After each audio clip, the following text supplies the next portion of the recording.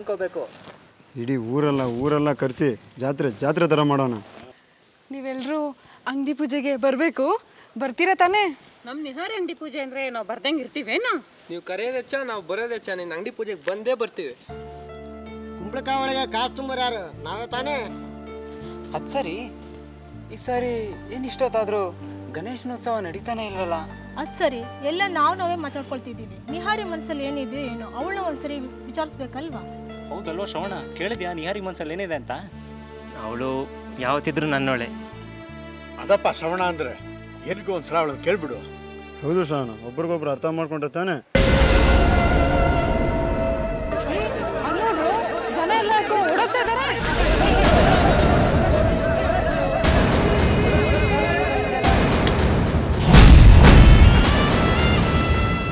ಸರಿ, ನಾನಿನ್ನು ಬರ್ತೀನಿ. ಹಾಗೆ ಗಣೇಶೋತ್ಸವಕ್ಕೆ ಹೋಗಿ ಅವಳ ಜೊತೆ ಮಾತಾಡ್ಸ್ಕೊಂಡು ಬರ್ತೀನಿ. ಸರಿ.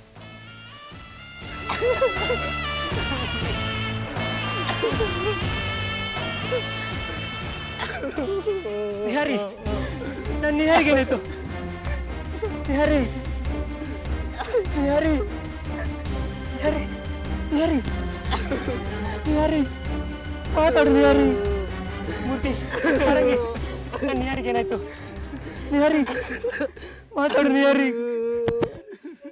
ಸಾಧ್ಯ ಇಲ್ಲ, ನಾನು ನಿಹಾರಿ ನನ್ನ ಬಿಟ್ಟು ಹೋಗಿ ಸಾಧ್ಯನೇ ಇಲ್ಲ. ಗೆದ್ದೇಳು ನಿಹಾರಿ.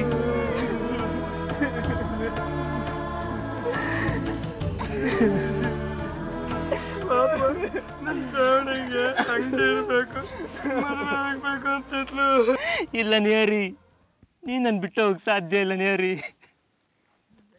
ಎದ್ದೇಳು ನಿಹಾರಿ.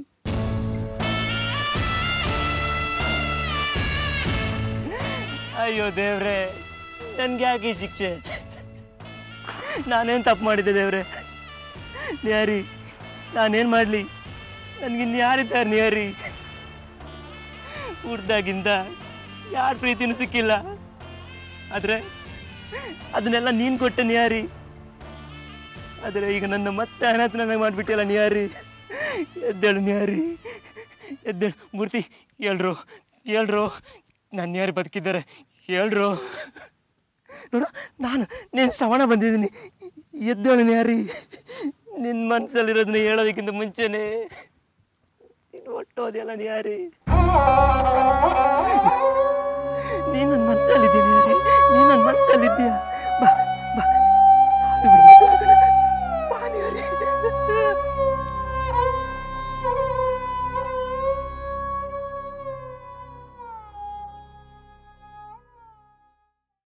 ವಿಧಿಯ ಆಟ ಏನೇ ಆಗಿದ್ರೂ ತನ್ನ ಮನಸ್ಸಿನಲ್ಲಿ ಶ್ರವಣನಿಗೋಸ್ಕರ ಪರಿತಪಿಸಿ ಆತನ ಶ್ರೇಯಸ್ಸಿಗಾಗಿ ಸದಾ ಬಯಸಿದ ನಿಹಾರಿಯೇ ಅಲ್ಲವೇ ಒಲುಮೆಯ ಹೂವೆ?